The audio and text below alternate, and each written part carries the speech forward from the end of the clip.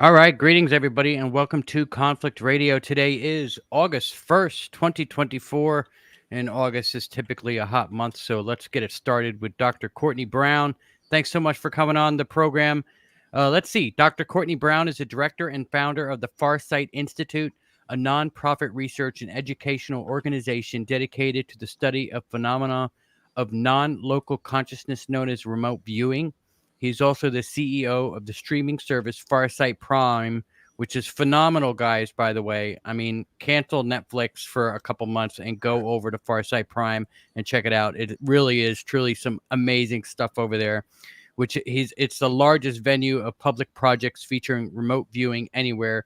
He has published peer-reviewed research on this subject in premier scientific outlets. Man, you have done a ton of stuff. I can't even go on and on and on. How are you? Welcome to Conflict Radio. I'm doing great. Thank you so much. And it's great to be here. Let me ask you a question. Did you remote view coming on the show?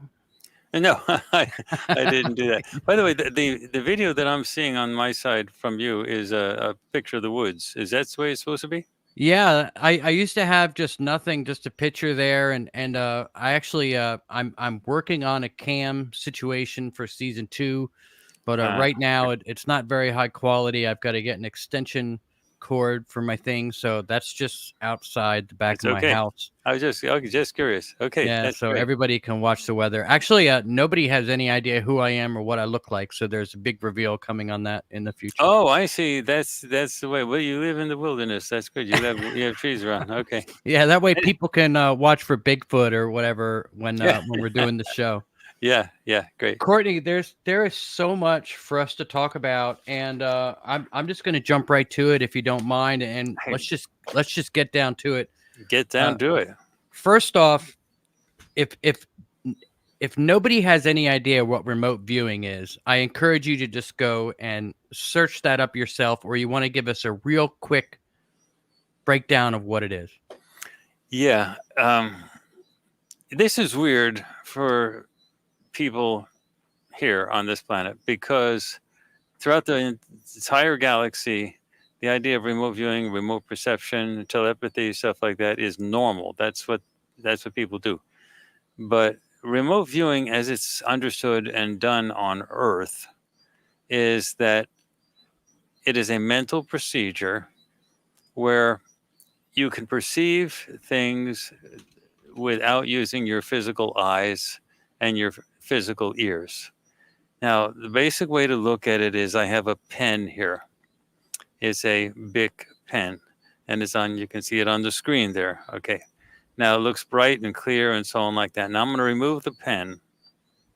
And now I want you to bring back the memory of the pen in your mind so you can see the pen again. Notice that you can still see the pen if you bring back the memory of it, but it's translucent, it's dimmer, it's foggy, fuzzier.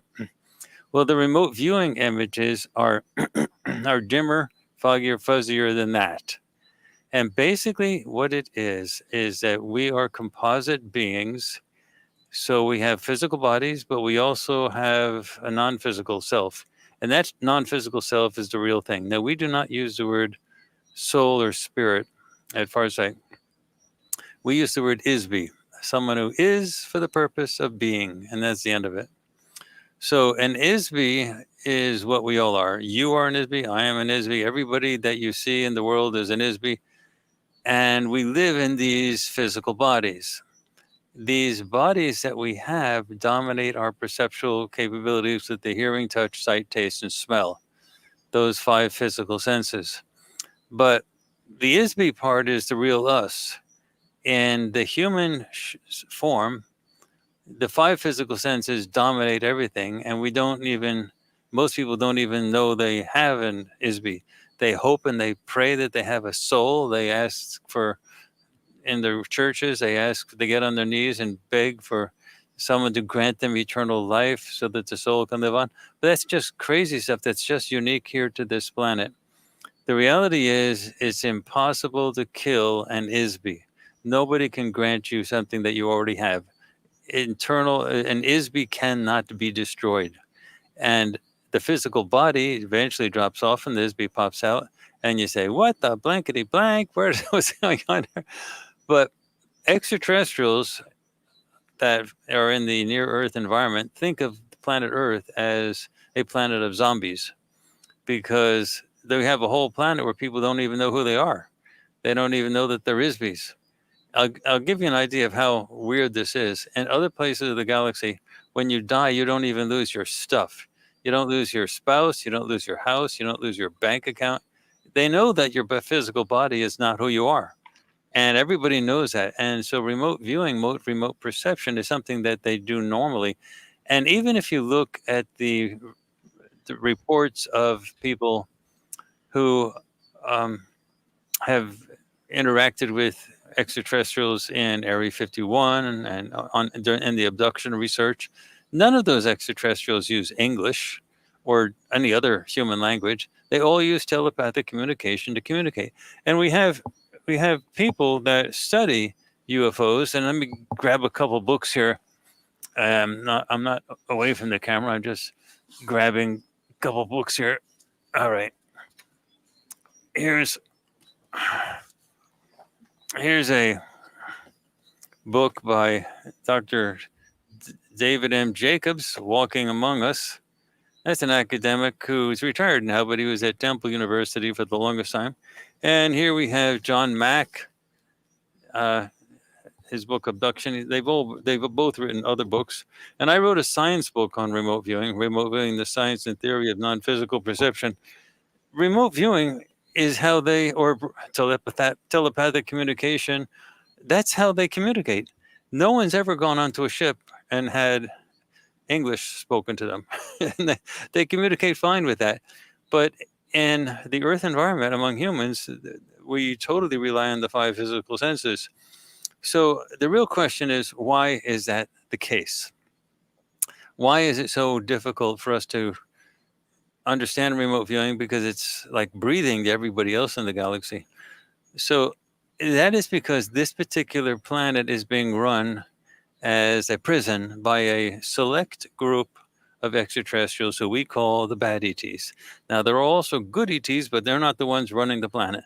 They have written agreements, the bad ETs, with the US government and a few other governments to operate here in the Earth environment in exchange for technology transfer with ships, ET ships that have been basically shot down and crashed UFOs, and they want to be able to weaponize that stuff.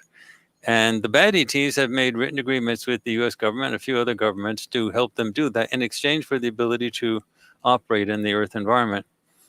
And so those bad ETs they're the ones that run this place as a prison.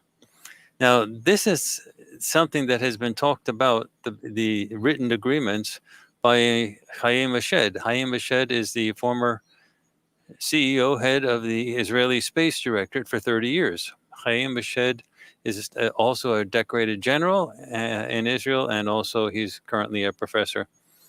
So he has acknowledged clearly, he thought he was going to get away with it by talking about it in Hebrew in Israel, but I guess he skipped he wasn't thinking clearly, because it turned out that lots of people know Hebrew and they immediately translated it into every other language. So he spilled the beans. But the very fact that there are written agreements between these extraterrestrials, that's why the secrecy agenda is so big. It's part of the written agreements that they must maintain secrecy. Must maintain secrecy. And so the remote viewing is a process that is necessary, because the people that are kept here in the prison planet are processed after death, and in a way that I can talk about that later, but in a way that essentially destroys their normal telepathic and remote viewing capabilities that they would normally have if they were not here. Now, are we all humans by nature? Are our souls humans, or are we all different species on this earth as humans because we're prisoners here? You're all humans on Earth because you're prisoners here. Everybody came from somewhere else. Nobody on this planet came from here. Yet here is where we think the science courses, I do not teach any of this or talk about any of this at my university. I'm a college professor. But colleges are absolutely forbidden to talk about any of this stuff, even though there have been congressional hearings on the UAP or UFO phenomenon. But everybody came from somewhere else, and nobody evolved here. And So so the were we real sent here because we did something wrong? there's most people here, I guess, in way into the upper 90s, were sent here, but it's not because you did something wrong. Maybe some people didn't pay their taxes. Maybe some people looked at the some bureaucrat's spouse with a sexy eye, you know. So, Yeah. I mean, it's totally arbitrary. It's a totalitarian fascist regime out there in the galaxy. Not everywhere. That there are good ETs where that doesn't happen, but you know, and you do anything wrong, here you go. This planet has the absolute highest proportion anywhere in the galaxy of creatives also. So if you think about people who are artists and inventors and scientists, they get banished out there because what happens is if you have a civilization that's been around for 1,000,000 years, then everything that can be invented has already been invented, and there's a cash cow going. I mean, they're just, you know, they don't want to ruffle the guard. And I'll give you a good example. Socrates, back in the old days of Aristotle and Plato, Socrates was put to death. Now, what did he do? Well, he went down to the market and asked people questions to get them to think. That was it. That was it. That's all he did. And they put him to death. So when you get creatives wanting to change things and everybody is set, they really are irritating. And a lot of artists, what do people do when they do art? They don't all just paint pictures of flowers. They're revolutionaries. They're trying to change things and reinvent the wheel. That's what these creatives do. And so eventually these societies say these are bothersome people and they just kick them out. So we have some of the highest proportions we probably have the highest proportion in the entire galaxy of extremely brilliant people, creatives. I'll give you an example. Newton. Take a look at Newton, for example. Newton created the calculus. Well, Leibniz did it simultaneously with him, but Newton created the calculus and all of classical physics in just a few years of his life. A few years of his life, so it wasn't the whole life. Yeah. So he That's just it. remembered. Yeah, you can't do that. You can't create. It takes like a few thousand years to slowly figure all that stuff out. But he was remembering. He thought he was figuring it out and thinking it out, but in reality, he was remembering. That's the key. And so, you know, he didn't remember that he came from somewhere else, but that's basically what everybody is in a situation. But that also means that a very high proportion of the population relative to the galactic standards are perverts and sick people. That's why we have school shootings. That's why we have, you know, really perverted stuff that you see on television, on YouTube and stuff like that, of people doing bad things. Um, those people are not tolerated elsewhere, and they just throw them out. And now an ISB cannot die. So where do you throw them? You have to throw them into some place where they get recycled and they get kept. And Earth is operated as a prison, and people don't get out of it once they get into it. They get recycled. Their memories get wiped every time they die. And so, and then the prison wouldn't work if they still had their normal telepathic and remote perception, remote viewing capabilities, because they could obviously see things. So that has to be zapped out. So, you know, that's what's different. And humans can train to get those capabilities back. And that's what we do at Farsight. We have some of the very highest trained individuals who have been working at this for like a decade on how to do this. And they are fully professional. They get paid to do this.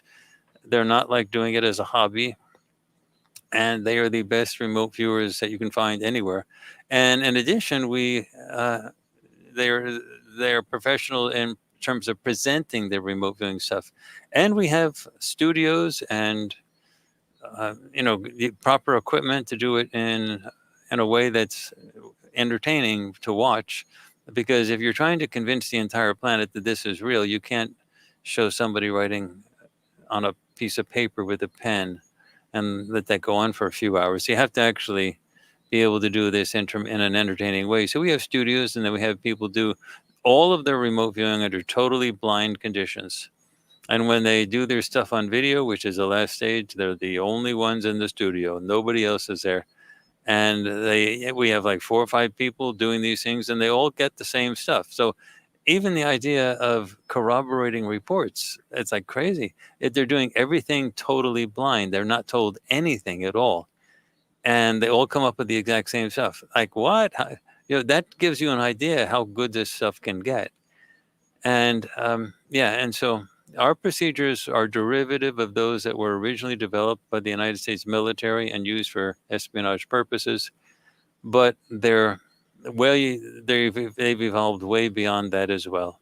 I can tell you where, if you ask, I'll tell you where these new procedures came from, but that's what we do. Okay. Did they come from the Emerald tablets at all, or? No, we started with the original military stuff to get us going, and then the extraterrestrials themselves, who we work with groups that are called the good ETs. They have been helping us from.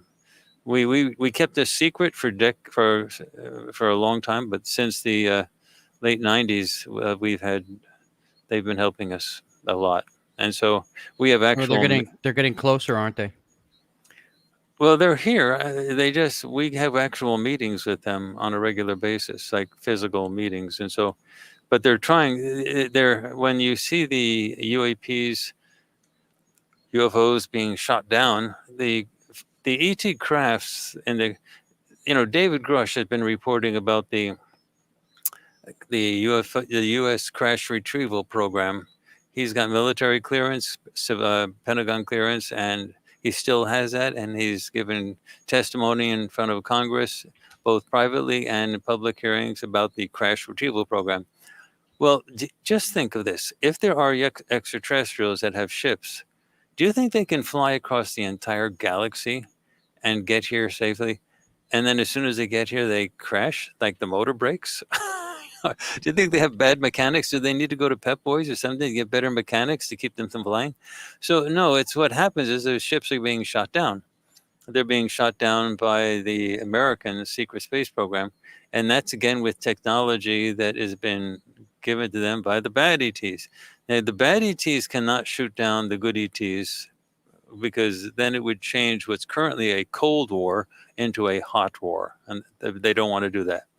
But they can give the tech to the American secret space program, and that the American secret space program shoot down the ships. So every year, a few of these ships get shot down and crash. And that type of thing has been going on for quite a while.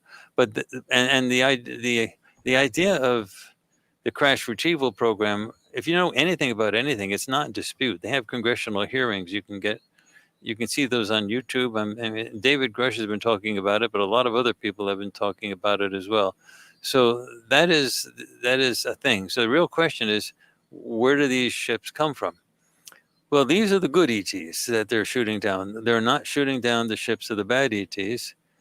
So, and the good ETs, sometimes they get drawn into situations where they're vulnerable, and boom, they get shot down.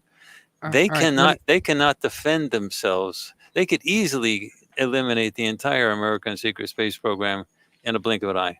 But they don't want to do that, because then they would be seen as aggressors, and then the Americans would be thrown further into the hands of the bad ETs. They're trying to free the planet from the bad ETs. So when they get attacked, they just have to let it happen and deal with the consequences. Okay, let me ask you this: how many species of bad ETs do we have on the planet right now? It's the same. The good ETs and the bad ETs are the same. They have a mix of species on both sides, but the dominant one of the food chain is the reptilians, and that's on the bad ET side. What about the Vril? Do you know about the Vril?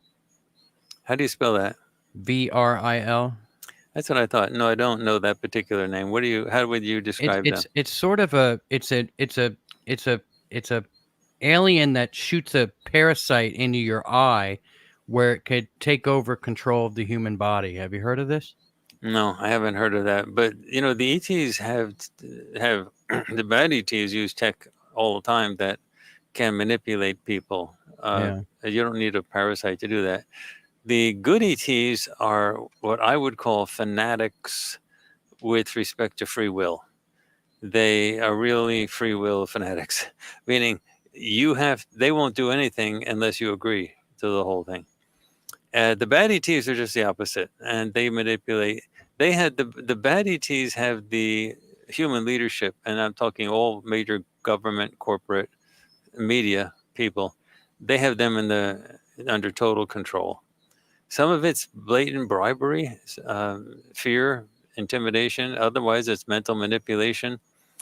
And the good ETs are opposed to all of that.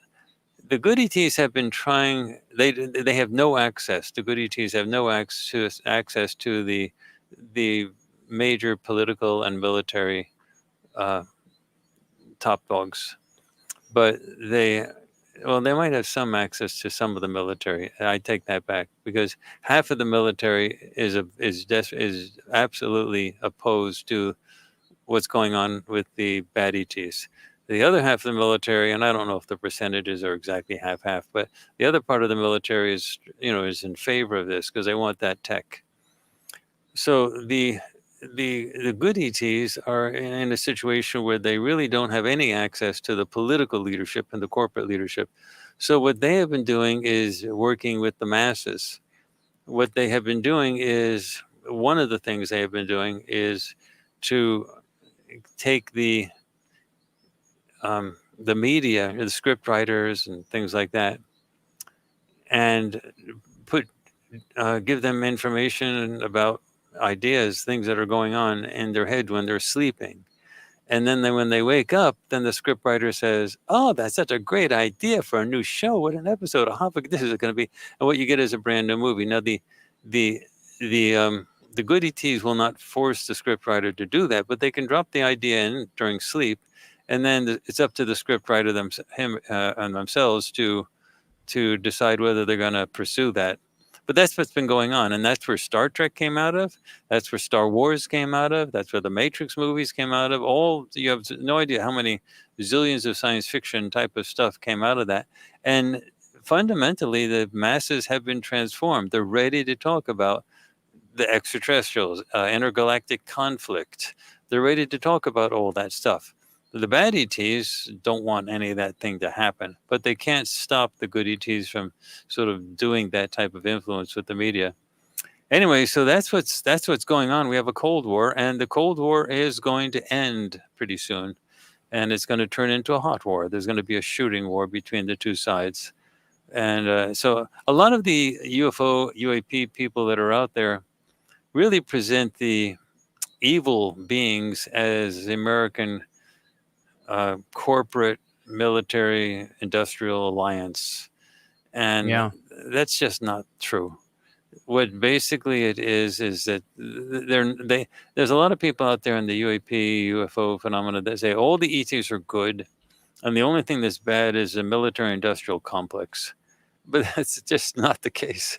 The as above, so below. It's the same up there as it is down here. There's good guys and there's bad guys, and there's people who like free will, and they have their own whole civilizations, and they have people who are more authoritarian and fascist oriented. Neither side can defeat the other, so it's basically a standoff. But this planet is run by the bad ETs.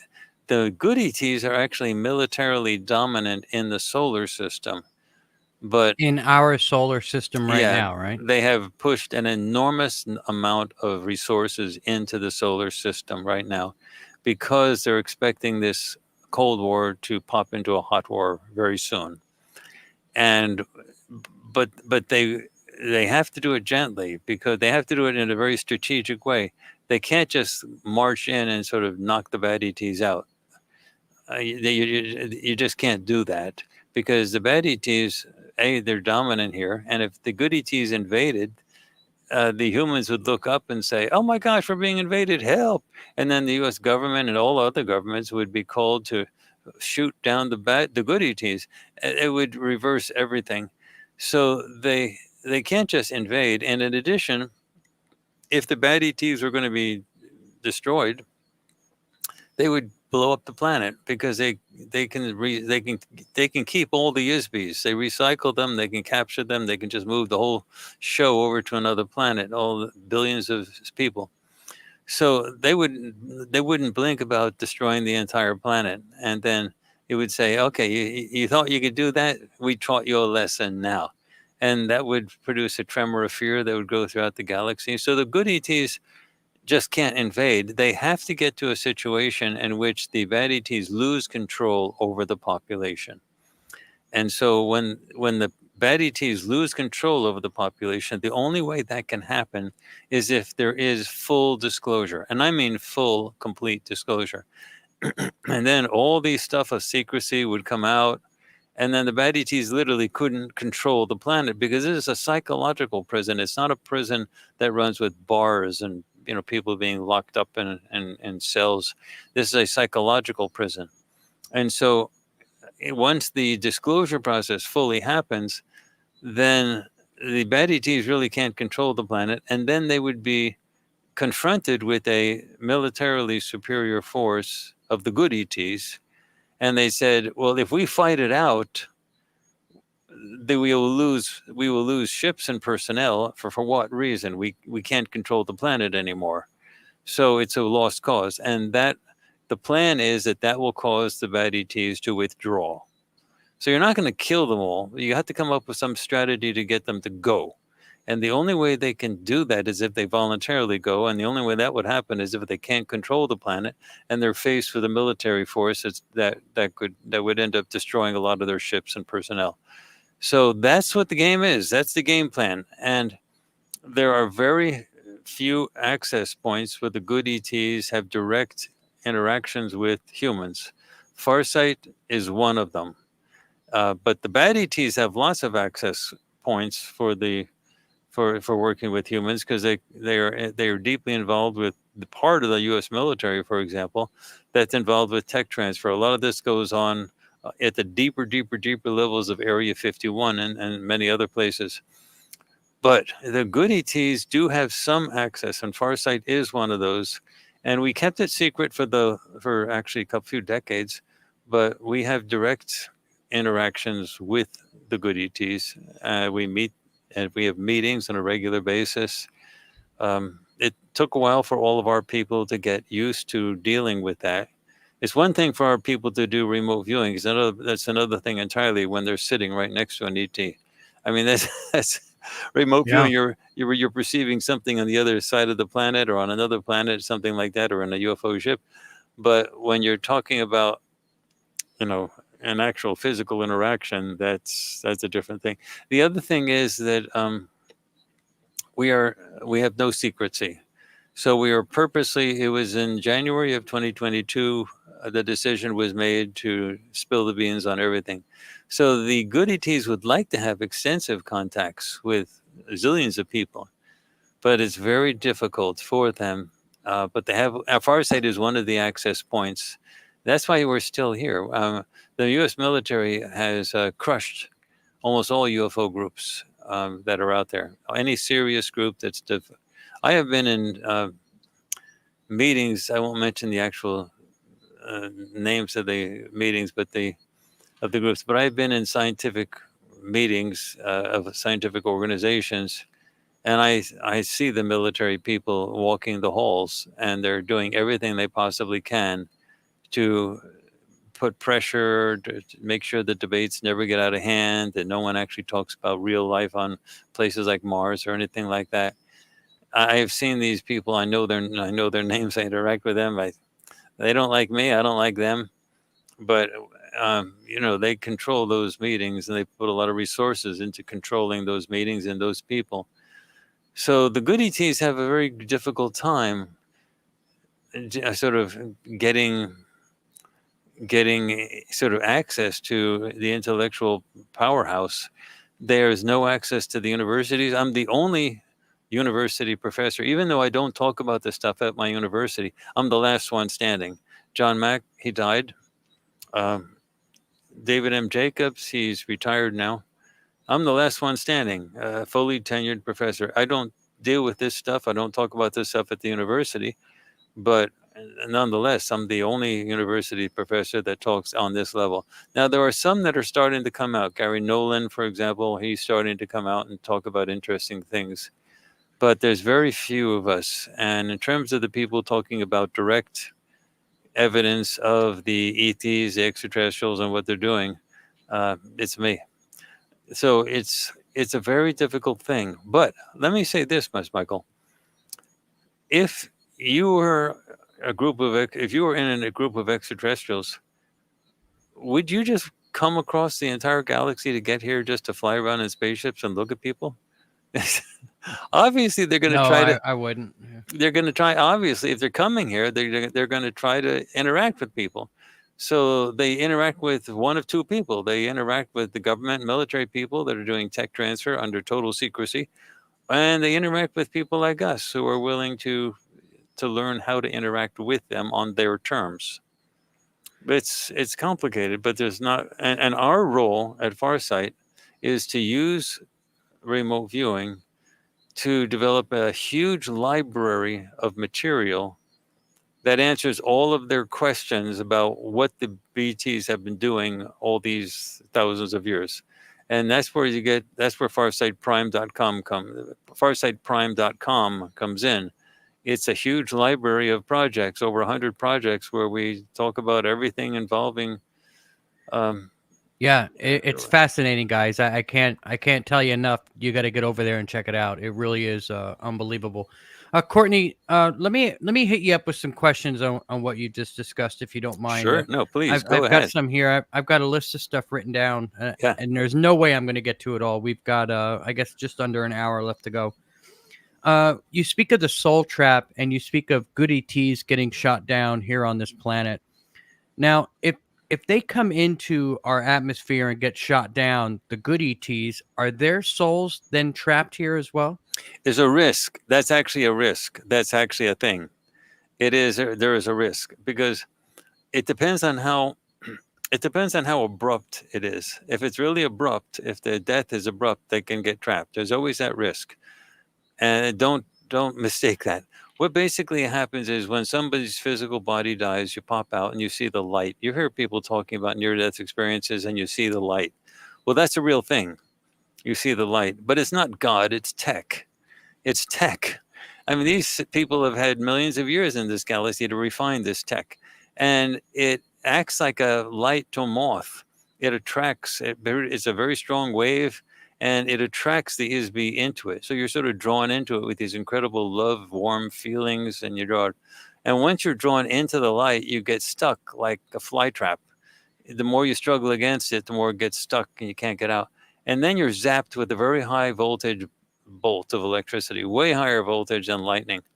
And when you do that, when you get zapped, it rattles you. And remember, nothing can kill an ISB, but you can trap an ISB, you can lie to an ISB, you can do all types of bad stuff to an ISB, but you cannot kill it.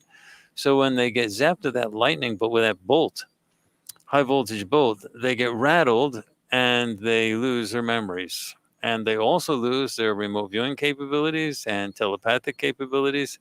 And then an AI comes in, and the AI looks like a person and says, "Hey there, we've been talking about your case with the Council of Elders. See the Council of Elders over there sitting right there? Yeah, yeah. Well, we've been talking about them. And we think that, remember the arguments you used to have with your mother and your uncle? Remember the uncle? Oh, and your son and your daughter? Those troubles. We think there's a couple wrinkles in your personality that you'd probably like to work on. And but it's up to you. It's a free choice. You can decide. But we think you'd probably like to go back and sort this out. What do you think?"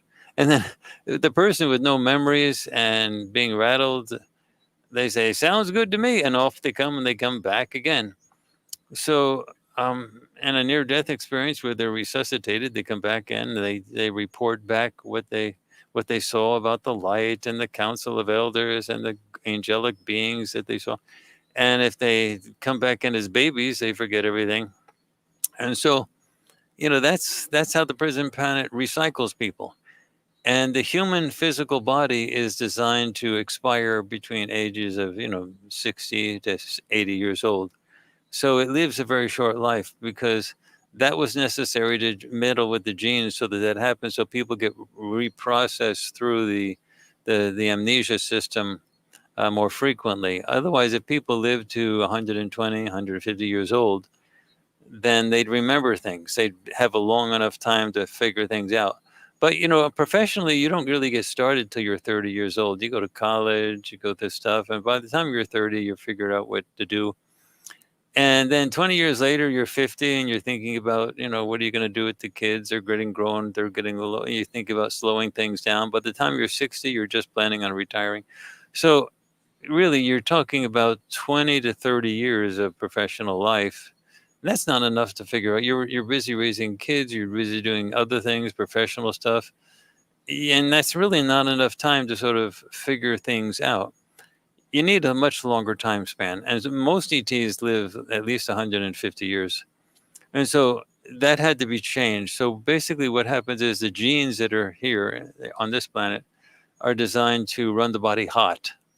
So you run the body hot, you consume a lot of food, and the temperature is that's why you have a body temperature when it burns oxygen and sugars. And the body runs hot, and it basically is like a furnace. It burns out after at an average of 7 years. And then the person gets recycled into the amnesia processing system again. That's how the thing works out. Now, some people came here a long, long, long time ago, not as prisoners, before the prison system was set up. Some people came here as a means of escape, as a place of refuge from the bad sectors of the galaxy that were controlled by the authoritarian, totalitarian forces. And those people, in those places, those planets had the same type of amnesia processing systems, and they have the same type of control systems. If you look at China during the rule of Mao Zedong, Soviet Union during the time, but before the Soviet Union broke up, you couldn't get out of those places. Those totalitarian, authoritarian regimes worked by capturing their population and not letting them out. And so you had people like Rudolf Nureyev and Mikhail Baryshnikov, ballet dancers, having to flee when their ballet troops from the Soviet Union flew into the Western countries, and then at the airport on the way to get back onto the plane to go back to the Soviet Union, they had to make a dash for it, and they were able to escape. But basically, you couldn't escape from those countries. And that's the way it was. That's the way it was with all of fascist and authoritarian regimes in the galaxy. So people had to escape, and some of them were managed to figure a way to escape their version of the amnesia processing system to get here, and they got here. And then the authoritarian fascist regimes figured out where they were going, and they came here, and that's how the prison system got set up. They said, well, if I have all these people that are causing trouble here in the first place, let's just keep them here. And that's how the prison system got set up as a prison system. And then people from all over the galaxy were being thrown in here. All right. That's how that happened. Let me ask you this. I live in Huntsville, Alabama, and I just recently met a NASA rocket scientist who's working on the Artemis spacecraft, and they are going to be on the show here soon, everybody, just so you know. I had a great conversation with this person. They invited me into their house, and we had a really good conversation. And they told me that the alien spacecraft are actually... Excuse me a second. I've got to clear my throat. And they told me that the alien spacecraft is actually biological, that it connects with the pilot, and that it doesn't look like a UFO in the sense that it's a metal object. It actually kind of looks like a bug. What would you say to that? Is that true? Is there any truth in that at all? They're metal objects. They're ships. I've been on the ships. They're metal objects. They're ships. Do they look like bugs, or some of them look like bugs? They look like all types of crazy things. They have every type of configuration you can get. Now, there's but they're not like, and the the interpretation that's a sort of biological, that's a reasonable interpretation, because they don't control those things like the way we control things. They a very typical way of doing that, controlling those things, is mental, and Yeah, you use your consciousness. they link the consciousness to the actual ship. And AI is a big deal for that, because you can't fly those ships with a normal human person just figuring out what to go left or right, because they fly at 20,000 miles an hour or 32,000 kilometers an hour, typically in the Earth's atmosphere. But basically, they also have situations where they put their hands on like a control board, and they control things just by placing their hands on the control board, not by throwing switches and stuff like that. And so, but they're physical devices. I mean, they're metal. The ships that they're knocking out of the sky, what do you think those things are? They're not. They're ships, and they crash, and they put them up, and they tow them away, and they take them to Area 51, and they take them apart. I mean, they're objects. They're physical objects. But there's a lot of neuro syncing with the control of those things. Yeah, and the issue with that is, you can sort of say, well, how do you really know all of this? So a year and a half ago, we were always dealing with remote viewing, but a year and a half ago, we knew we were going to have to eventually prove to people that the extraterrestrials existed on a physical level. And we didn't know how that was going to happen, but we knew that that had to happen. Well, then someone who was the lead air traffic control person in Washington, D.C. airport, that's the Reagan airport, that's the big one, the international one, he came to us. And he came to us in the studio that I'm talking to you right now. We have monitors all over the place, and he came with Excel spreadsheets. He came with video, and he told us how to take video recordings of UFO spaceships on demand. And we said, what? He paid his own aircraft ticket. We did buy him lunch, but he came on his own aircraft ticket. He told us his name is Lincoln Lounsbury. He showed us how it can be done with cell phones. He also told us to do it better. He told us what cameras to get. We already use Panasonic Lumix cameras, but he told us we needed to get GH6s, they're up to GH7s now, but at the time, GH6s were the new latest and greatest. And then we needed to get them converted to infrared, and he gave us the name of the company that would convert them properly, lifepixel.com. We didn't think of this stuff up. He told us everything. And we simply did it because he showed us the UFO videos right over Washington, D.C., in the most highly protected airspace in the world. And I said, okay. So we did that. We got the GH6s, the Panasonic Lumix GH6 cameras. We sent them out the Life Pixel. We got them converted. We put them on the proper tripods, multiple cameras, separated at distances, things like that. We pointed it up. And the very first day we did that we followed his exact instructions, we got like 30 UFOs in a 15-minute period. They were all over the place. They were right above us, and they were totally invisible light, totally 100% invisible light. And they were also flying at 20,000 miles an hour, which is 32,000 kilometers an hour. You could have the Titanic fly over your house, right over the rooftops, and you wouldn't see it if it's flying that fast. 20,000 miles an hour, you're not going to see anything.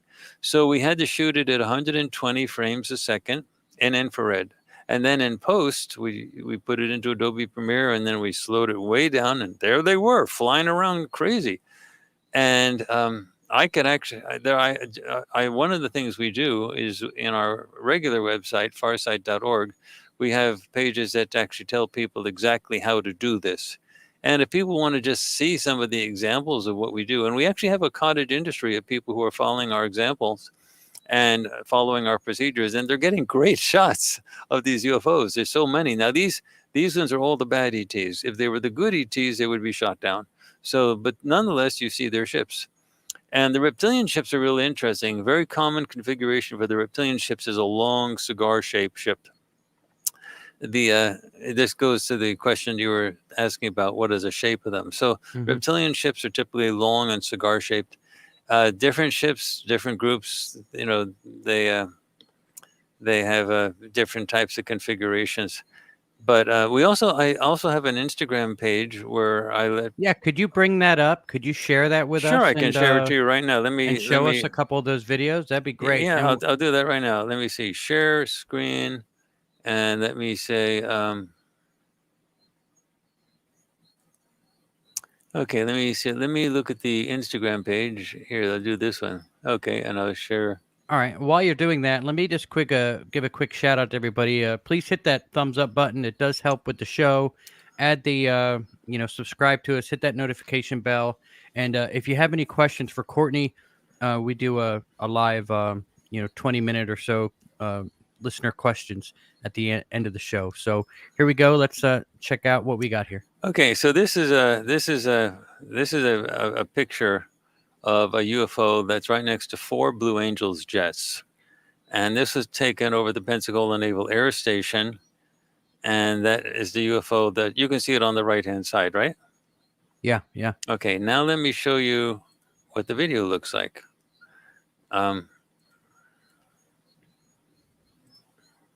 There it is. You see the UFO passing the 4 Blue Angels jets? Yeah, that's got to be going fast. Oh, that thing is going. The Blue Angels jets are running around 500 miles an hour, so that thing is going, 3,000 or 4,000 miles an hour.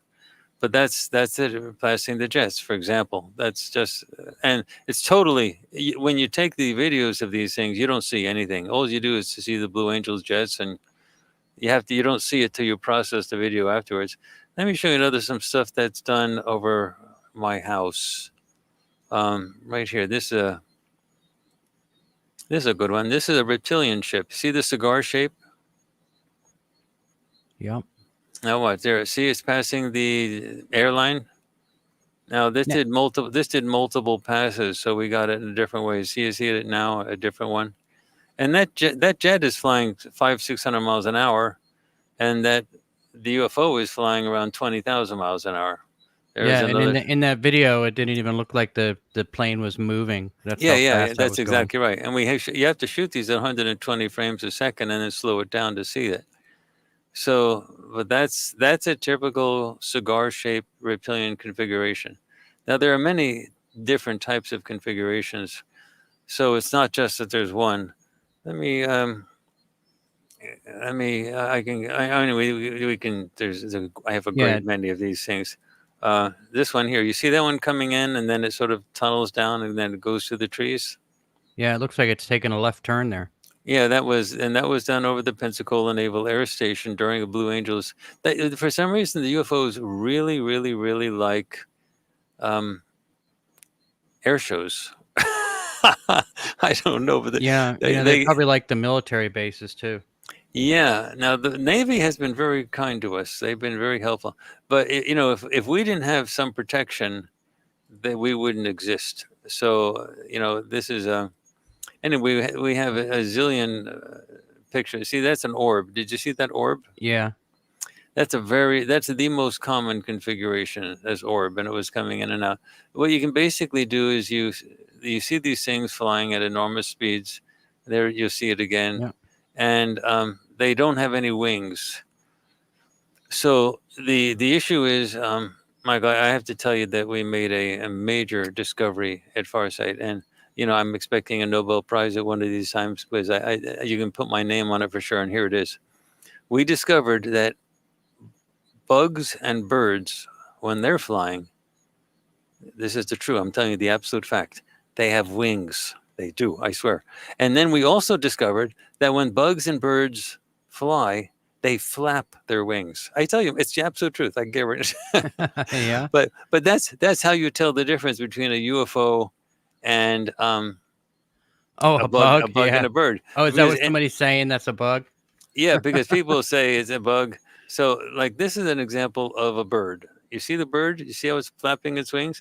That's how you can tell it's not a UFO. It has wings and it flaps its wings. So when we do is we take video recordings. Now, this is a really fast orb shape, and this one was taken over Albuquerque, New Mexico. See the red dot? That was an orb, and we have to zoom in. If you zoom in really close, you see it has absolutely no wings, and it's also going. This is zooming in closer. See, I'm zooming in closer and closer in post, and you can see that it has no wings and there's nothing flapping. But that's a very common configuration. Now, for that particular UFO, we are not saying. I guess I should stop sharing the screen. Should I? Is that okay now? Yeah, I can do that. Yep. Okay, so I'll stop the sharing, and now I should be back. Yep. Yep. Okay, so the basic idea is that these things can be taken, pictures can be taken on demand over most major cities and things like on like any 15-minute period.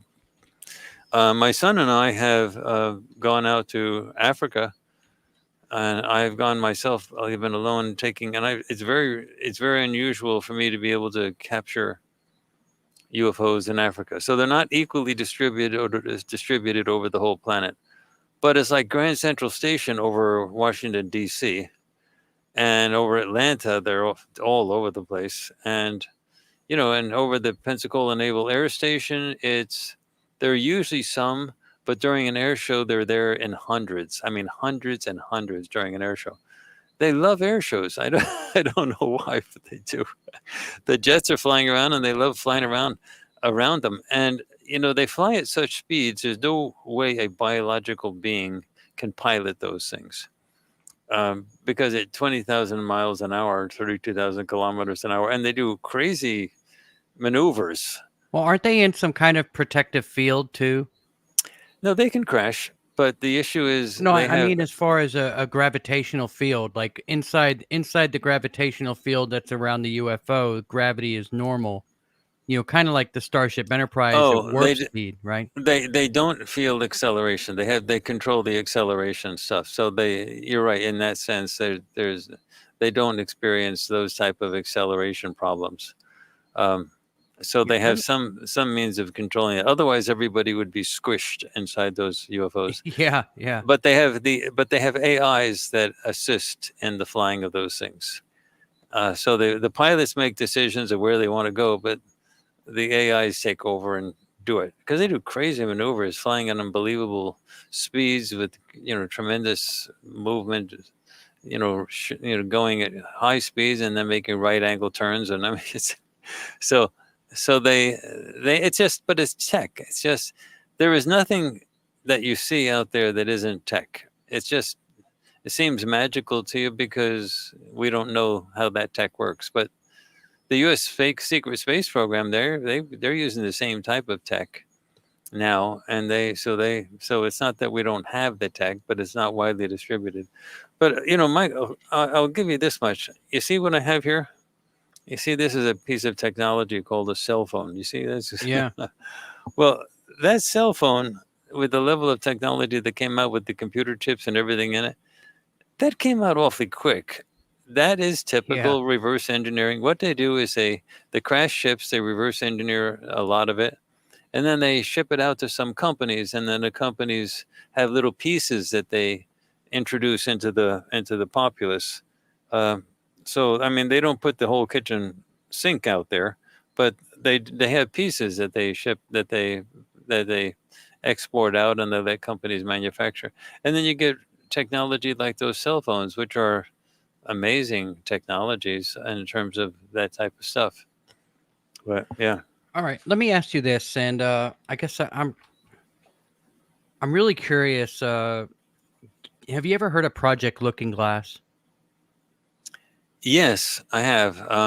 Right now, it's blanking on me. How does that fall into this? Remind me of what it does. I guess it's an AI computer system that can kind of tell the future and what the, if you put in certain variables or whatever, it'll tell you what the future will look like. So they try to change it up. Basically, what I'm getting at is, does any of this have anything to do with the white hat versus black hat cabal alliance thing that we see going on right now between the deep state and Trump? Oh, the deep state. Well, all of the major political people are under the influence. All of them are under the influence. For example, Donald Trump was told about the extraterrestrial presence and was actually going to talk about it. And he was told not to do it for various reasons, and he went along with that. How do I know that? Because Haim Eshed talked about that. He was the former director of the Israeli Space Directorate for 30 years. And in the talk, in the interview that he gave, he talked about that. So that's how I know that actually happened. But other presidents have been introduced to some of this stuff. Most of the ET stuff is kept away from political leaders. So they're not told the whole kitchen sink. They're told very little. And in fact, people that are in charge of the military and the military intelligence, the Defense Intelligence Agency, they're often pushed off and not told everything. So it's very highly compartmentalized, and it's very difficult for anybody to know everything. And you can see that with the congressional testimonies that have been given by people like David Grush, with permission from the Pentagon to do that. Now, the Pentagon does not speak with one voice. So one side of the Pentagon is giving permission to David Grush to say what he says, and the other side wants him blown off the face of the earth. And so they're at odds with one another. So one side denies everything. No, there's no such thing as extraterrestrials. These are just bugs you're seeing in these videos. And then the other side wants this stuff to come out and authorizes David Grush with official clearance to talk about it in front of Congress. And so it's a tug of war with regard to the military. But yeah, the stuff that you're talking about now with Donald Trump and all the political leaders, it's useless to sort of isolate one political leader versus another. They're all under the influence. However, we have, with our projects, we do lots of projects where we go into the heads of the political leadership, always up with totally blind control. So you get to see the remote viewers do it live, and they don't know what they're doing. They don't know what the target is. They don't know what the project is, but they do it totally blind, and they go in and they all come up with the same stuff. And we have our viewers go into the heads of political leaders all the time and figure out what's going on. And many of them, it's very clear that they're highly compromised. Yeah, it seems that way. So it really doesn't matter who wins, right? The good ETs are going to come regardless.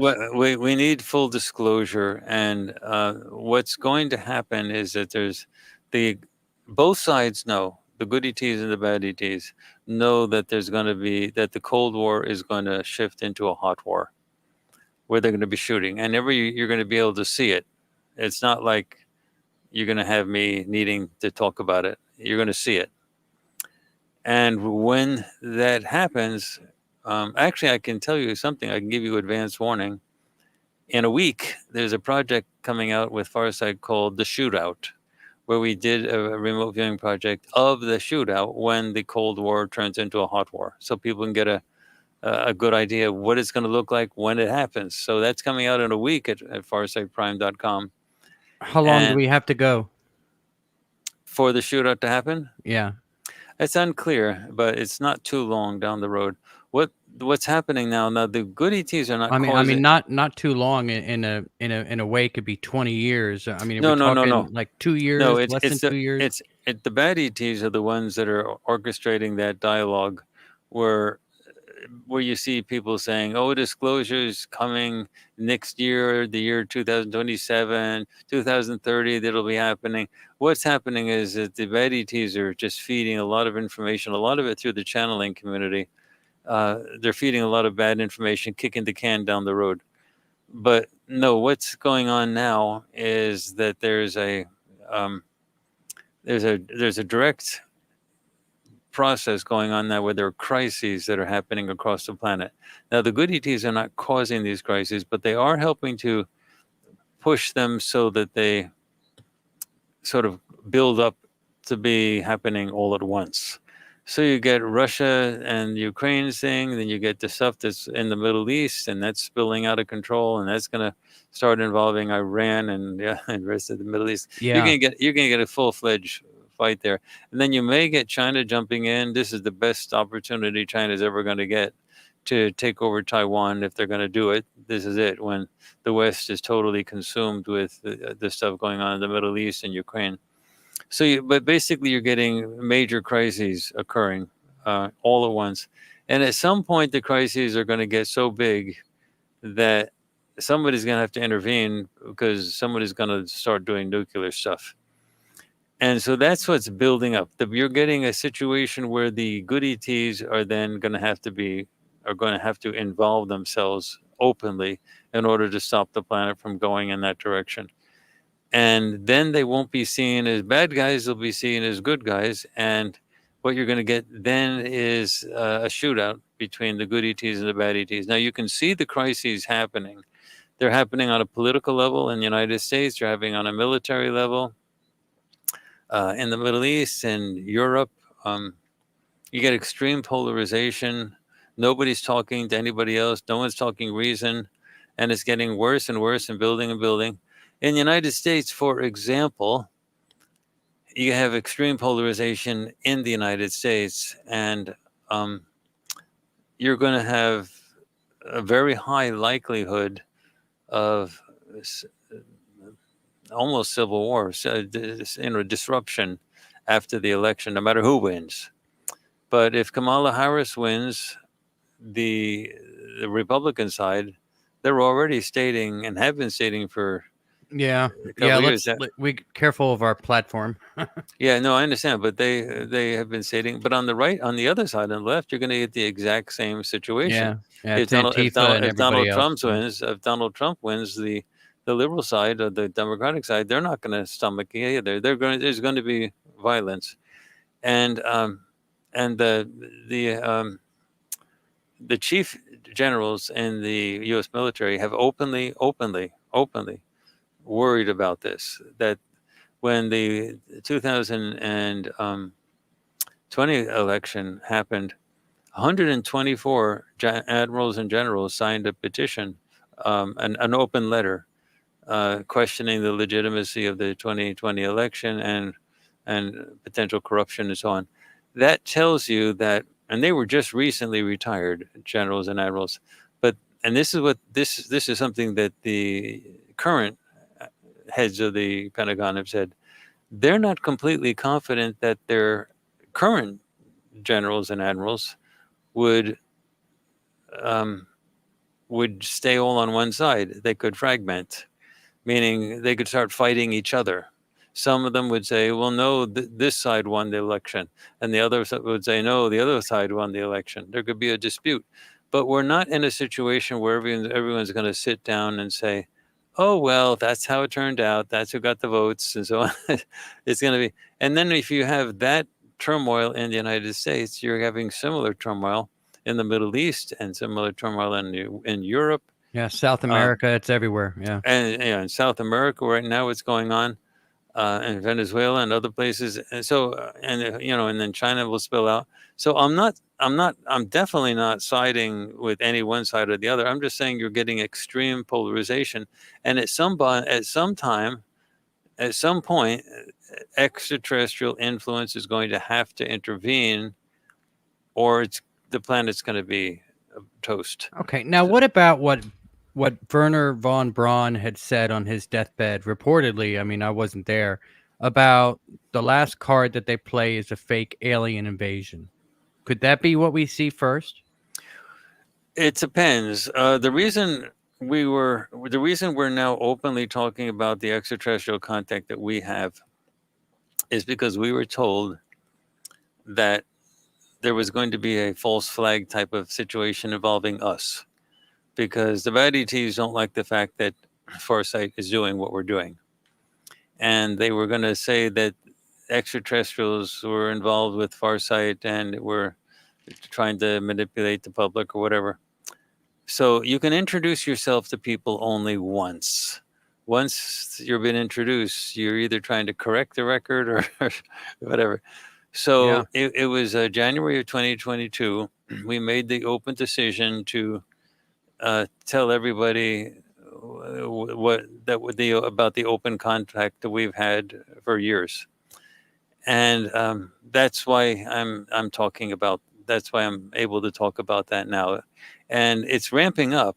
We're going to be starting in August what we call board meetings, where we have all of our remote viewers in a special board room where everybody's appropriately mic'd, and there's going to be 2 extraterrestrials in the meeting. We're communicating with them and trying to get information. They're telling us what to do. They've been telling us what to do. Our procedures, our remote viewing procedures, have been heavily influenced by them. They're the ones who helped us get these new procedures. It's almost like a professor and a graduate student mentor relationship, where they would nudge us into, they tell us, do this, do that. And that's where our procedures are so complicated now that we use advanced templates, where we follow the templates in order to make sure we get everything done. Now, when we have the board meetings, you're not going to see the extraterrestrials, because if they were physically visible, then you would the boardroom would be attacked immediately. They would come in. They have to stay invisible in order to avoid open conflict, because the U.S. military has this agreement with the bad ETs that everything has to be secret. So they have to, in order for us this contact to occur, we had to be able to see them, even though you can't see them with your physical eyes. So we can see them. We have no trouble seeing them, but we've been doing this stuff with our minds for so long. We see them the way, they can see each other. So, but we can see them clear as day, but you can't see them in a camera. But it's very convincing when you see people talking to them and everybody's interacting with them, and they're all hearing the same thing, and they're all talking. You see a group discussion with 2 people who look like they're invisible, but it's much more. If we had them in physical form, visible, nobody would believe it anyway. They would just say they're actors. So it doesn't make it any better or worse for them to be invisible. But what really is useful is when you see the interactions, when you see they're really trying to make an effort to tell people, we want this thing to spread. We want open open contact to reduce the conflict situation. They want open contact to reduce conflict. And so they have to do it this way, because these are the parameters that they're given right now. But ultimately, they'd love to be just physical, visibly. I mean, the invisibility thing, these are very advanced tech people. They could make themselves visible in the switch, with the blink of an eye. Getting themselves visible is not high tech for them. And getting themselves invisible so you can't see them, that's not high tech anyway. I mean, we do that with our stealth ships, with our fighter jets and stuff like that. We make them invisible to radar and physical. You can't see them. You can't see them on radar and so on. That's not a big thing. And they have they have cloth now that you can get. It's specially designed, and you can hold it up in front of you, and you're invisible. You can't see yourself, and you see what's behind you.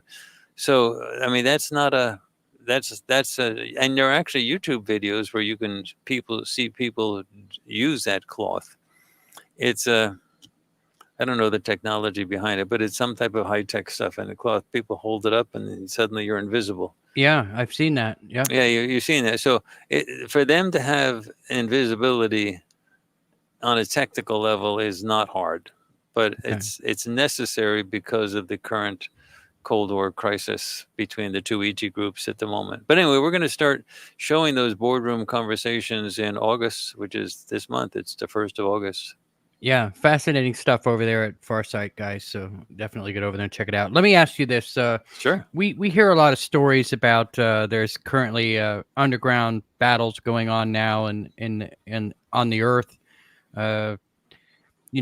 We've got teams going down into these underground tunnels, and they're fighting these reptilian, aliens or whatever. Is that actually happening? I don't think so, but I don't have a lot of direct information on that, because you hear a lot of that coming out of the channeling community, that the good ETs are going in and grabbing the bad ETs by the scruff of the neck and throwing them out. I mean, these people, you Yeah, I can't. hear they're flooding the tunnels and everything else. I mean, Yeah, it's like stupid. okay. These extraterrestrials have been around for millions of years. They know the bad ETs control the planet right now, and you can't just chase them out by flooding the tunnels. I mean, they have tech that can. You really think there's Yeah, going to you could be? probably immediately put up a force field to stop the water, right? I mean, yeah, this is just stories that people are saying.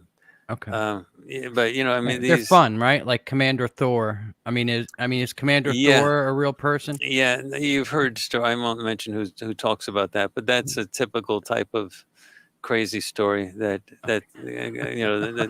commander and his loyal deputy are going around and grabbing all the bad ETs and throwing them out, and according to the story, they've all the bad ETs have been thrown out by that guy and his loyal deputy. I mean, it's just so crazy. It's a much more complicated story. However, the bad ETs are responsible for a lot of these stories. They hear a lot of them coming out of the channeling community. And a channel is in very risky situation because when you're doing remote viewing, you're completely awake and you're in total control. When you're channeling, you're giving your body and your mind up. You're putting yourself aside and you're letting somebody else come in and take over. Now, let me ask you a question, Michael. If you take your car, open the window, leave the key in the car, and then walk away, what's going to happen? Well, if it's an honest person that's going to come by, they're going to say, "Oh my gosh, look, that person left the windows open and there's a key in the car. Should we call the police or something?" Or just let it be there. They'll come back soon, hopefully. But what's going to happen is some crook's going to come along, and the crook will saying, "Look at that, the window's open and the key's in the car," and they're going to take your car and zoom off.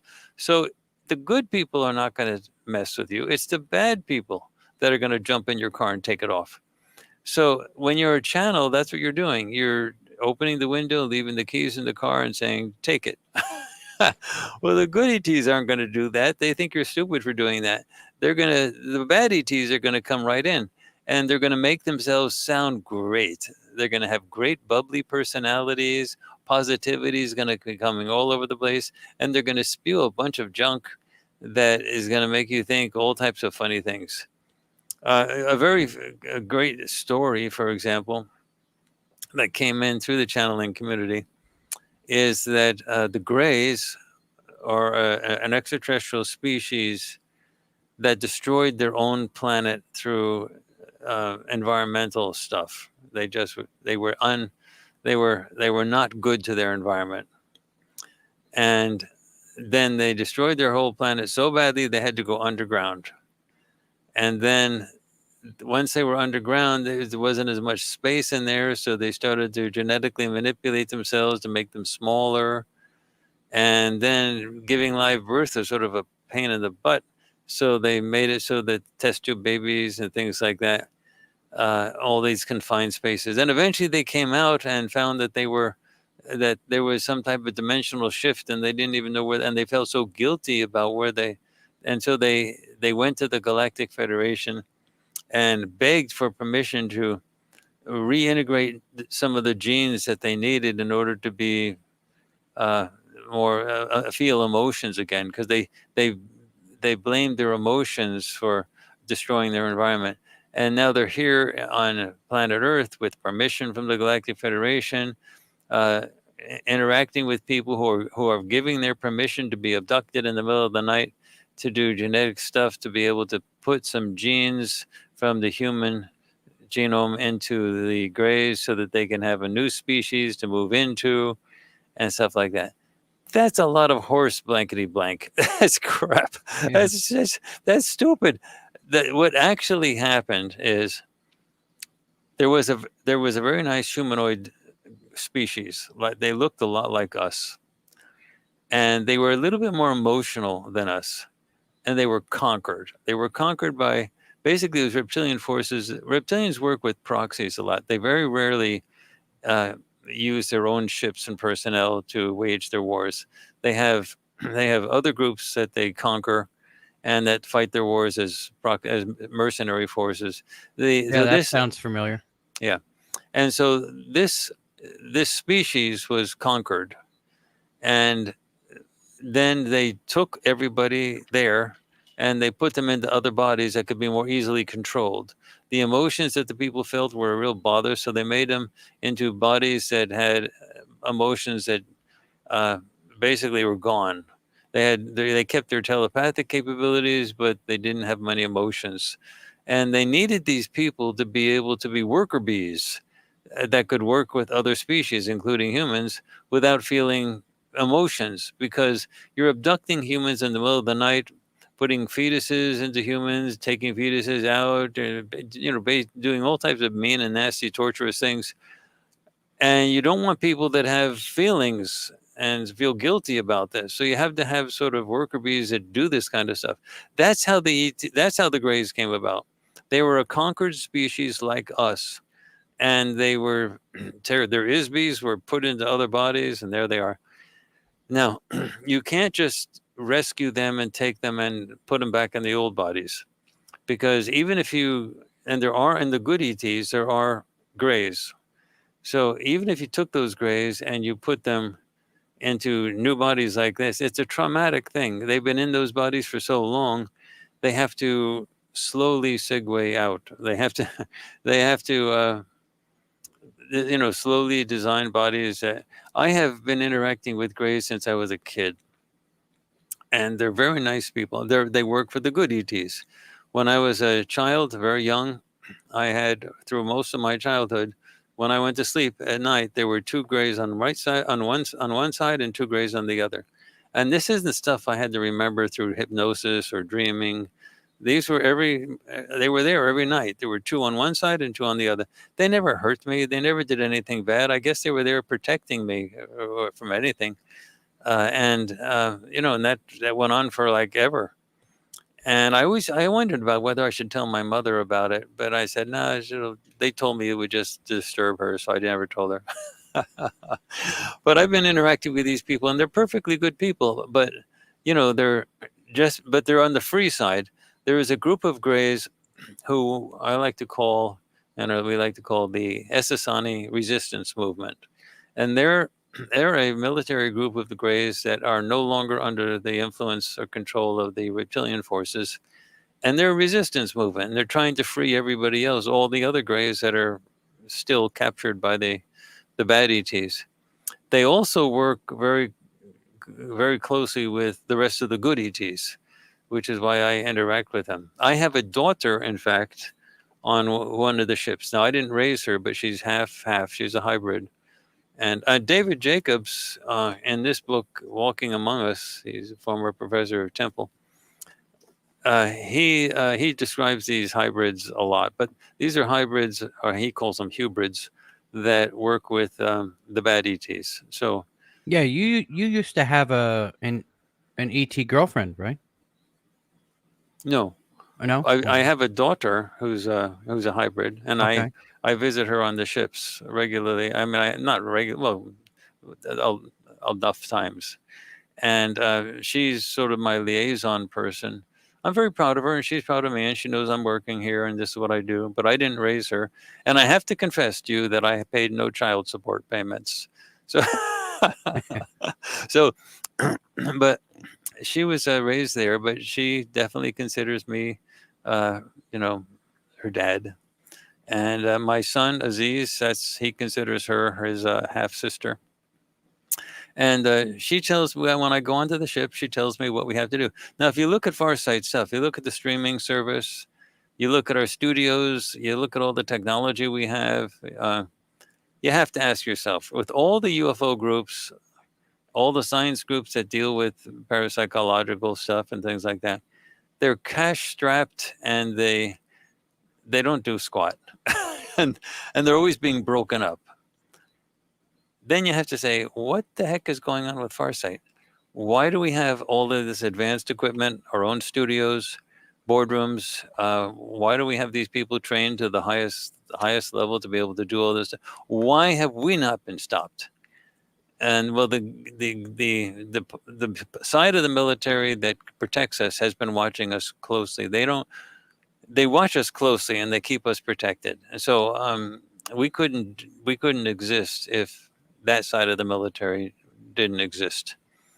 But they started out being curious about us because they saw we were having direct interactions with the extraterrestrials, and they thought that was curious. Like, what the heck is what's going on here? Why are they doing that? But then eventually we were sort of put under their wings, sort of, because the other side of the military would wipe us out in a blink of an eye if they had the choice. But Yeah. yeah, anyway, so that's, but you have to ask, so with Farsight doing what it does, you have to say, why is it so different from all the other groups? And that's why. So do you think, let me ask you a question. I'm assuming you think I'm a smart guy and stuff like that. And Yeah. that's why you invited me on your podcast and so on. Do you really think I'm that smart to be able to put all this stuff together?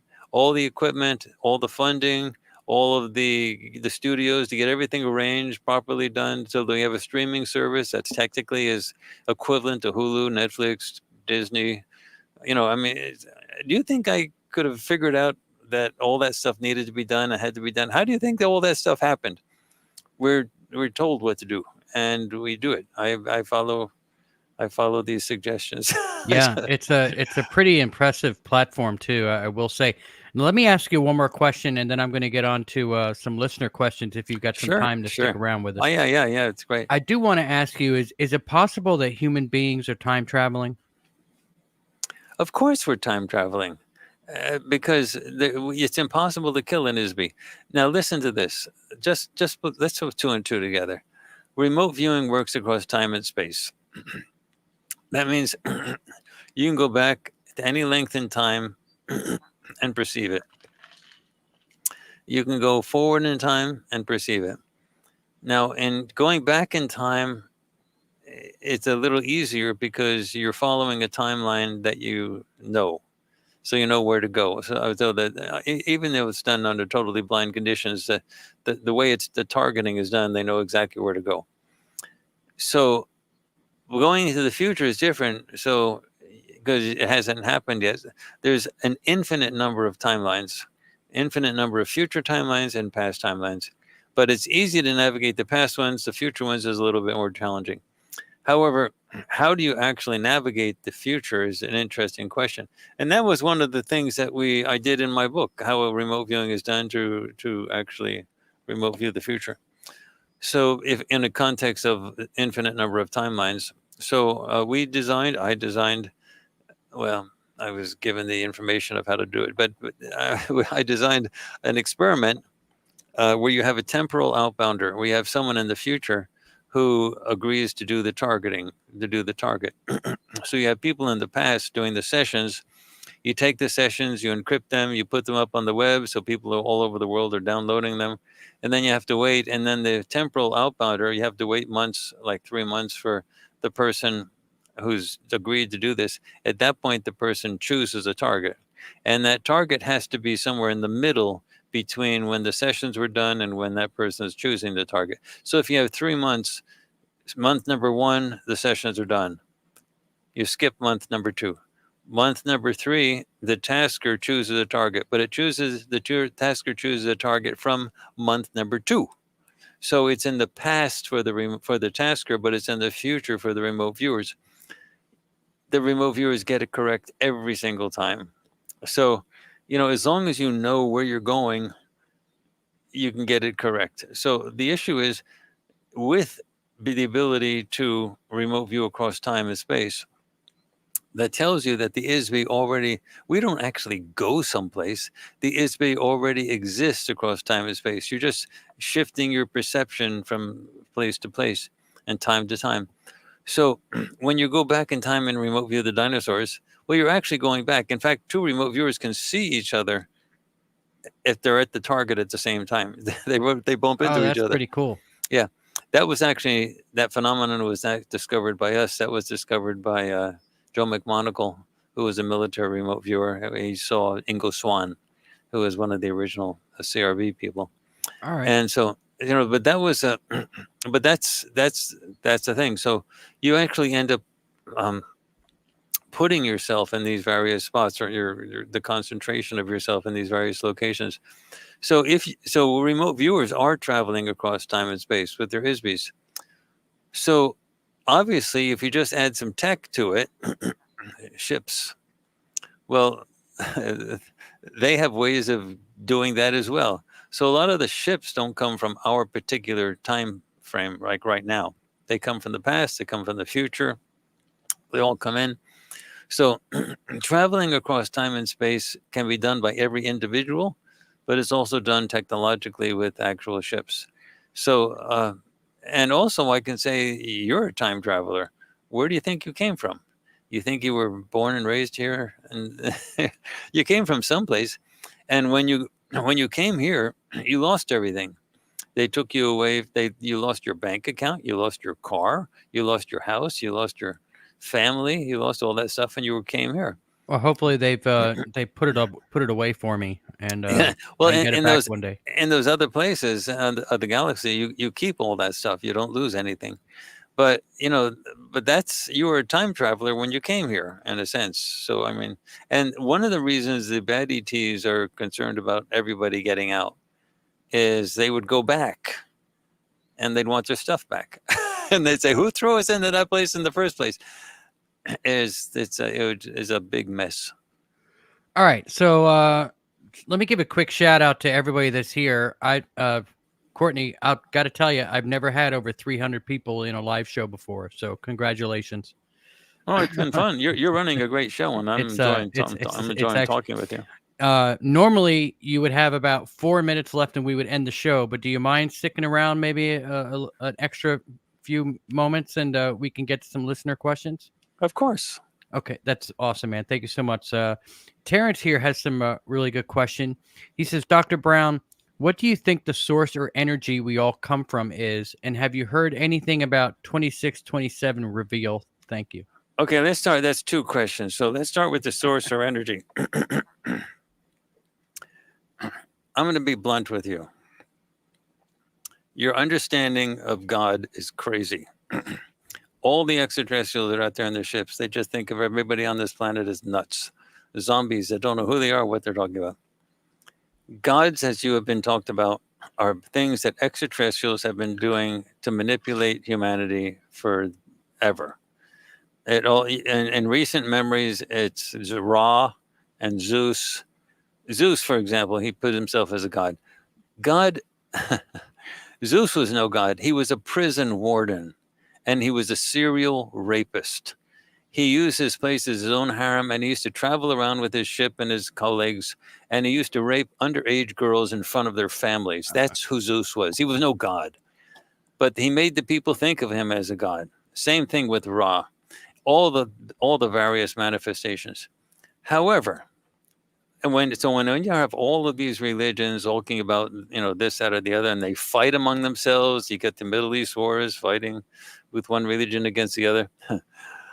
All these religions they have issues. Like when Moses got the 10 Commandments, who do you think that was? It was a ship that came down. It actually was some of the bad ETs that came down, and Moses was very impressed with it. I mean, there was a light show going on and everything, and gave these 10 Commandments. And the 10 Commandments were authoritarian statements. Don't do this, do that, do that. And that's how that group of people actually saw it. And they probably thought they were doing a good thing by giving some rules. But with regard to the source or energy, this is what we really do know. The entire universe is alive. It's a whole thing is alive, and it's alive with one being. Now, the ETs, some of the ones who are willing to talk about it, they call this being all that is. That means every rock, this pen, me, you, everything is part of all that is. And all that is alive and sentient. And what we are pieces of all that is. And all that is tried to figure out, it's a big debate out there in the universe, sort of figuring out what all that is doing with all this information. But the all that is wanted to know what it was like to see itself and it created all of us, basically by breaking itself up. So if you want to see God, I can tell you how to do it.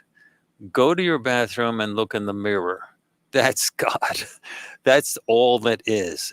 You're a piece of that. It's like a cell in the body. This much I do know. The most advanced beings in the universe have not yet figured out the bottom line of who this all that is. They have figured out that all that is exists, and you may want to call that all that is God. But it's not like the personal God that you get in standard religions. It's complicated, and even the most advanced people haven't figured it out. And when they think they've sort of nailed it, it becomes elusive. They can't really, because it's like a part of it trying to figure out the whole, and the whole is infinite.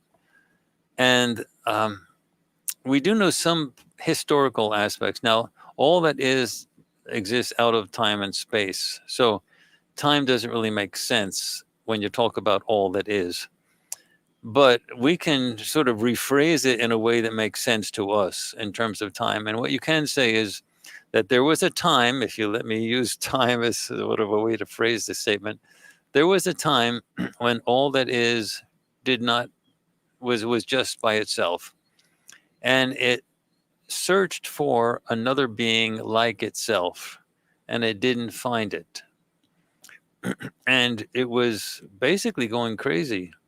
It was growing in complexity, and it was imagine being stuck in solitary confinement forever. And so it resolved its problem by breaking itself up into an infinite number of pieces, like an explosion. And when that happened, it was an enormous release, an enormous relief. And all it is broke it up into stars and galaxies and planets and you and me and everybody else. And then it could see itself through our eyes, because itself was looking at itself, and like in a mirror. And it could understand. And then it became really curious. What happens? What is it like to experience this or that or the other thing? And so it wanted to experience absolutely everything, the good, the bad, the ugly, everything in the middle. Yeah.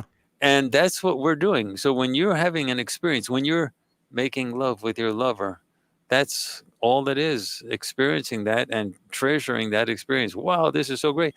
And when you're having a fight with your lover, that's all it is, experiencing that. When you're having wars in the Middle East, all that is experiencing what that is. Okay, that's how much we know. Now, let me add my own speculation, okay? I don't know if this is true or not, but I have often tried to thought of what the heck is all that? Why did it break itself up and let all these things happen, including all the bad stuff? Well, we know at first, before it broke itself up into a zillion pieces, it tried to find another being like itself and did not succeed. But if I were that being, if I were all that is, the first thing I would say is, if I do encounter a being like myself, am I going to be safe? Meaning, is that being going to try to control me? What is it going to be? Should we assume it's just going to be a happy camper and we go sit under the lotus tree? So, I mean, it's like, I would worry. And so what I sort of think, and I could be totally wrong on this, is just me speculating, that all that is wanted to have knowledge of every possibility that could possibly happen. So it broke itself up into an infinite number of pieces, and you get universes, galaxies, multiple galaxies, and people in all of these galaxies. And it said, do whatever happens. Let's see what happens. And it's learning from all of that, a tremendous amount of experience about everything that could possibly happen. And my own thought is that it's a safety thing. I could be totally wrong with that. But if I were all that is, that's what I would have done. I would have broke myself into a zillion pieces, and I would have just watched, and I would have just learned from everything that could possibly happen. I certainly wouldn't have sat there all by myself for an eternity. waiting for another being like myself who might have broke itself up into a million pieces, and it was much more powerful than me and could end up controlling me. So I would have done everything I could to evolve to be as a big a Jude as possible. That's All what right. I would have.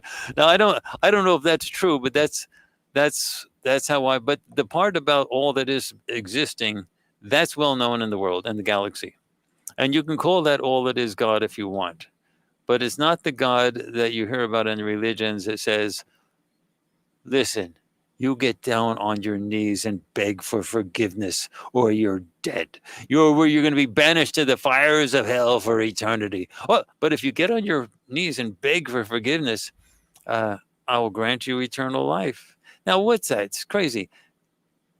Banished to the fires of hell for eternity, that's eternal life anyway. So it's eternal life either way, no matter what you do. And then the second thing is, when you talk about all that control, that fear, what if you say, well, I didn't do anything bad? Well, there's original sin. Original. You didn't even have to do something. There's original sin. And you had to beg for forgiveness for that. So, I mean, this is all extraterrestrial stuff that's been used to control the population. And so this has been very difficult stuff. I'll give you another example here. This is all on the source or energy question. Jesus, he was from the good side. And he came down with a basic, simple message. It was an entirely slave-driven society. The Greeks, they were a slave civilization. The Romans, they were a slave civilization. It was tough going back then. And he came down with a simple message. And he had interactions with ETs and ships. And the simple message was, hey, chill out. Love is the energy that drives the universe. Forgive, forget, be happy. That was basically what he said. And it caught on and it started to spread. Now, at that time, the religions that were controlling everybody were the Zeus, it was the old Greek and Roman gods. And that basically became obsolete. It didn't work so well anymore. And a few hundred years into, and the idea originally with the Jesus idea was to let these good ideas seep through and then percolate through society slowly and then eventually change it. But the bad ETs, they didn't like it. It was like termites infesting your house. So they didn't like this. So the Greek and Roman religions had really used up their lifespan. So they converted the Christian movement into morphing the Greek and Roman stuff into the Christian stuff. So you had a saint for every god that there was. So you had all the different gods that dealt with different stuff in the Greek and Roman days. You had saints that sort of dealt with all that stuff. And then to control everybody, you had the old thing of original sin, and you had to beg for forgiveness and all that stuff. So the whole message of love is the thing that drives the universe, chill out, forgive and forget, that was sort of lost. And then you had this sort of formalization from the sort of standardized religions. It was basically all ET controlled. But the difference is what we learned from that experience is that the bad ETs are experts at being able to manipulate society and control society if they're given time to do it. The difference is right now, at this current moment in time, we're trying to change it so that the disclosure process happens quickly. And we had to wait until this moment in time because we had to wait until the technology was available. The ETs, the good ETs, were the ones who disrupted the bad ETs so that they couldn't keep everybody like it was back in the pyramid days where everybody was a slave running around on loincloths. So with that disruption in place, a few thousand years later, we have technology. We have cell phones, we have jets, we have spacecraft and things like that. So it's now that we have this internet in place, and we have the ability for global communications instant. Now is the time to do this disclosure process. Now, the big difference between what happened in Jesus' day and what we're doing now is it's fast. The disclosure process isn't going to be something that takes place over centuries. It's got to happen in like months. And so it's going to be a rapid thing. And the idea is that the bad ETs cannot control something in a psychological prison that happens quickly. That's what's going on now. But anyway, what do you think about the source or energy that we come from? That's all that is. And you want to know about that source and that energy, go to the bathroom and look in the mirror. You're looking at it. Okay. And have you heard anything about the 2026, 2027 reveal? That's often stuff that's fed into the community by the bad ETs, and they kick the can down. Then when you get to the 26 and 27, they kick it down another few years. Then you get to 30 and 2030, they kick it down another 5 years. We're almost ready. You're getting better. You're getting to the point where you're almost ready to be embraced and to embrace your galactic brothers and sisters who are waiting with open arms to embrace you and feel good about you. That's all junk. The reality is, this place is controlled as a prison, and we're trying to force disclosure to happen as fast as possible to break it all down. That's what's going on right now. And we don't know the exact timeline. We don't know the exact date because there's a lot of variables in place. But it's soon. All right. So not to drag you on too much longer, is the moon real? Yeah, the moon's real. It's not a spaceship that was put there. It's not an artificial. No, but there's structure. a lot of ETs on the moon, and they have underground bases as well as some surface stuff. But it's very heavily populated with underground places, underground bases, and so on like that. Well, I'm not talking like billions of people, but there's in the terms of thousands, perhaps tens of thousands, maybe a few 100,000. I don't know, but there's a lot of ET people on the moon and underground places. And actually, there's a lot of videos you can see on the internet of ships coming out of craters and crossing over the surface of the moon. You can actually see them. They're going tremendously fast. I've seen a couple. Yep. Yeah, most people have. If you search for those, astronomers have figured out that they can put webcams or motion picture cameras on their telescopes, and they get pictures of these ships flying across. All right. Top Taz wants to know if they can manipulate quantum energy. Of course they can manipulate quantum energy. There's nothing that is still left to be invented by these people. For example, when you have the good ETs and the bad ETs, there's no technological advantage that one has over the other. One doesn't have like better weapons than the other. They all have everything that can be invented has been invented. The big thing is not technology. The big frontier is the social sciences. That's the big thing. And I'm also a social scientist at the university. It's not technology like how to build gizmos. There's nothing in the terms of gizmos and what they call physical sciences that is not known by these people on both sides. But the social sciences, that's an experiment. That's real new. That's what we're going through right now with the disclosure process. And that's why it was important for me to be a social scientist, not a physical scientist. I could have been the most brilliant physical scientist in the universe, and it wouldn't have made a difference. Who cares about a new gizmo? There's an infinite number of civilizations where every possible gizmo that could be invented has already been invented. You don't need that.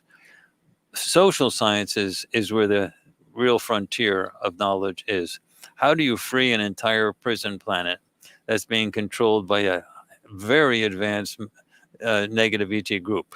Actually, it's a grouping. There's not just one species, but they work collaboratively. And how do you do that without destroying the planet and freeing everybody? That's tough. Hopefully we find out. Well, you're going to see it. It's not going to be something that you're going to have to come back on another life to see. It's going to happen soon. All right. Not Quite Human wants to know, what does the guest think of Dr. Stephen Greer? I used to interact with Stephen a lot. I think he's tremendously brave. I think he's a very interesting person. And he's been doing this for an awful long time. I have strong differences in my thoughts about what his conclusions are. But he doesn't. He has different experiences than I have had. But most of the stuff that he deals with is he said, she said stuff, which is he gets people to come out and talk about stuff and about what their experiences are. So he's sort of very interesting. he positions himself as a person who's sort of a central person to the disclosure movement, where people are talking about stuff like that. But that's very different from what we do at Farsight. We deal with raw, original data. We don't deal with any he said, she said stuff. Oh, I mean, occasionally someone like Haim Ashed will say something that's mind-blowing, and I end up talking about that. And so, because he was the head of the Israeli Space Directorate for 30 years, and he did this interview, and you can Google it. And I mean, it was a big deal. But in general, we don't do any he said, she said stuff. And so we have become very good at using a new or novel methodology for getting a raw data. And we show people how we do it, and we do it live on video so you can see us doing it. And that's a whole different thing. And he also comes up with ideas that all the ETs are good, and it's only the military-industrial complex that's bad. And that's just not true. It's as above, so below. There's good ETs and bad ETs. All right. Susan Donahue just wants to throw out there, thank you to all who are assisting with supporting of humanity's freedom and Earth's liberation. So just want to throw that out there for you. Sure. Let's see. So we're going to try to do some quick ones here. All right. Dr. Strangelove says, how would world leaders protect themselves from remote viewing? They can't. We can see anything, and there's no secrets in the universe. There's no secrets out there, and there's no such thing as stopping us from going in. We're good at what we do, and there's no now the bad ETs. There are ways to block remote viewers, but we have anti-blocking procedures that get past that. And the bad ETs, they would like to be able to block us. Yeah, there's your time to go. Yeah, they can't do that. That's a whole story of how we do these things. But yeah, world leaders, nobody can stop a remote viewers. All right, I'll tell you what. Well, you know what? Let me ask you one more question. We ask all of our guests, and then I'm going to let you go. It's all right. That's all right. Do you know who Corn Pop is? Who? Corn Pop. Corn Pop? Yeah. I guess I've answered your question. All right. Well, he's a bad dude. Maybe you can remote view him one day and let us know what you get on Corn Pop. Our guys would love that. It's a kind of an inside thing we do. He's just a bad dude. That's the answer. I've never heard of Corn Pop. That's the answer. It sounds like a cereal. Dr. Courtney Brown, thank you so much for coming on Conflict Radio. What a phenomenal show. Thank you, everybody. Thank you, everybody, for joining us. What a bunch of great questions, and there's so many more questions here. I gotta let Courtney go. I've already had him way over. Dr. Courtney Brown, can we get you back on again? Of course. Are you serious? I love coming on your show. I am going to send you a email later on today or tomorrow, and we're going to get another date set up maybe in September. Sound good? Sounds good. All right. Awesome. Where can everybody find you? Farsight.org is our normal website. FarsightPrime.org. Our streaming service is FarsightPrime.com. That's where the super major stuff is. And then if you want to see some UFO videos that are just free and on your phone, just go to my Instagram page, Courtney Brown Farsight. My name, Courtney Brown Farsight, Farsight. One word, no spaces, and instant gratification. All right, guys, and I know that I get a lot of listeners that have subscribed to Gaia and checked out Gaia. I'm telling you, FarsightPrime.com is an amazing service. There's so much amazing stuff on there. I can't even explain it all. I love the videos up there. Doctor, thanks so much for coming on. Everybody, it's getting down to the nitty gritty. We're getting into it. So you know what you got to do. You got to batten down the hatches and be safe. We will be back on, I think it's Monday or Tuesday. We're going to two shows a week next week, and we're going to get season 2 just a rolling. We got some great stuff coming up for August, so make sure you follow me on X to find out who the guests are going to be. Until next time, everybody, you know the drill. See ya.